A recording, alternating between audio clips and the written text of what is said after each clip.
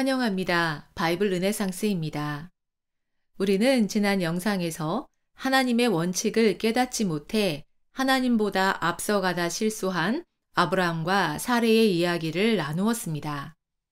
오늘은 드디어 아브라함의 상속자 이삭에 대한 이야기를 나누겠습니다.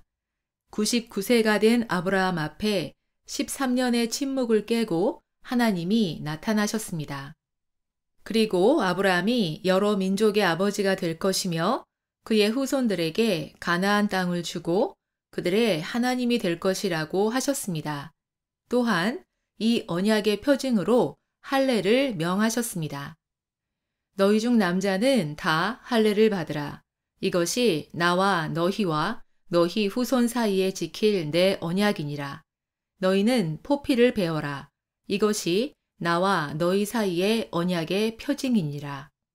할례를 통해 아브라함의 후손들은 하나님의 언약을 몸에 새기게 될 것이고 몸에 새겨진 언약의 표징은 그들의 삶이 어떠해야 하는지를 결정할 것입니다.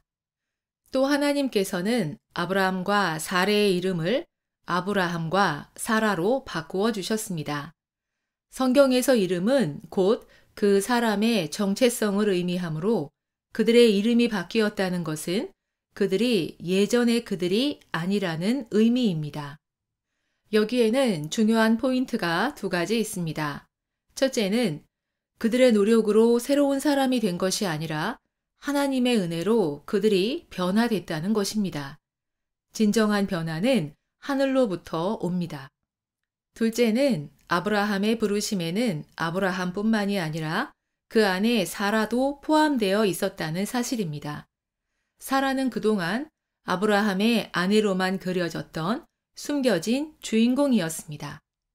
그러나 여기서 하나님은 그들 부부 모두를 가나안의 주인이 될 백성의 조상으로 삼아주시며 사라가 아브라함에게 아들을 낳아줄 것이라고 하셨습니다. 하나님이 이르시되 아니라 내 아내 사라가 내게 아들을 낳으리니 너는 그 이름을 이삭이라 하라. 내가 그와 내 언약을 세우리니 그의 후손에게 영원한 언약이 되리라. 성경에는 천사로부터 탄생이 예고된 사람이 4명 있습니다. 아브라함의 아들 이삭과 사사 삼손, 세례 요한, 그리고 예수님이 그 주인공입니다. 이삭은 이렇게 탄생 전부터 특별한 존재였습니다. 그가 이르시되 내년 이맘때 내가 반드시 내게로 돌아오리니 내 아내 사라에게 아들이 있으리라. 하지만 아브라함에게는 또 다른 아들 이스마엘이 있었습니다. 하나님께서는 이스마엘을 내보내게 하시며 그에게도 복을 주셨습니다. 하나님이 아브라함에게 이르시되 내 아이나 내 여종으로 말미암아 근심하지 말고 사라가 내게 이른 말을 다 들으라. 이삭에게서 나는 자라야 내 씨라 부를 것임이니라. 그러나 여종의 아들도 내 씨니 내가 그로 한 민족을 이루게 하리라 하신지라. 이스마엘은 바람 광야에 거주하며 애굽 여인과 결혼하여 번성합니다. 그리하여 가나안 땅에는 이삭만 남습니다. 오래전 아브라함의 조카 롯도 가나안 땅에 살았었지만 그는 소돔으로 떠났습니다. 이스마엘 역시 가나안 땅에 살았었지만 이제 떠나게 됩니다. 약속의 땅 가나안에는 아브라함과 그의 상속자만이 살 수 있었습니다. 시간이 흘러갔고 이삭은 성장했습니다. 어느 날 하나님께서는 아브라함을 시험하기 위해 다음과 같이 명령하셨습니다. 여호와께서 이르시되 내 아들 내 사랑하는 독자 이삭을 데리고 모리아 땅으로 가서 내가 내게 일러준 한 산 거기서 그를 번제로 드리라. 이 청천벽력 같은 말씀을 들은 아브라함은 어떻게 했을까요? 아브라함이 아침에 일찍이 일어나 나귀에 안장을 지우고 두 종과 그의 아들 이삭을 데리고 번제에 쓸 나무를 쪼개어 가지고 떠나 하나님이 자기에게 일러주신 곳으로 가더니 이삭을 번제물로 바치라는 하나님의 명령에 아브라함은 곧바로 순종합니다. 조금의 주저함이나 망설임도 없었습니다.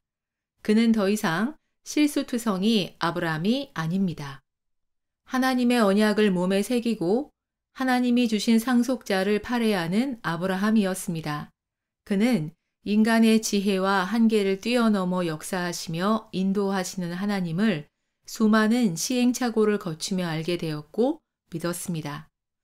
아브라함은 시험을 받을 때에 믿음으로 이삭을 드렸으니 그는 약속들을 받은 자로 돼 그 외아들을 드렸느니라. 그에게 이미 말씀하시기를 내 자손이라 칭할 자는 이삭으로 말미암으리라 하셨으니 그가 하나님이 능히 이삭을 죽은 자 가운데서 다시 살리실 줄로 생각한지라. 성경이 무엇을 말하느냐? 아브라함이 하나님을 믿음에 그것이 그에게 의로 여겨진 바 되었느니라. 아브라함은 이렇게 믿음의 조상이 되었습니다. 그리고 이삭 역시 장성한 청년이었음에도 자신을 제물로 잡으려는 아버지에게 반항하지 않고 순종하여 번제단 위에 올라갑니다. 하나님께서는 이런 아버지와 아들의 순종을 기쁘게 받으셨고 이 시험을 멈추셨습니다.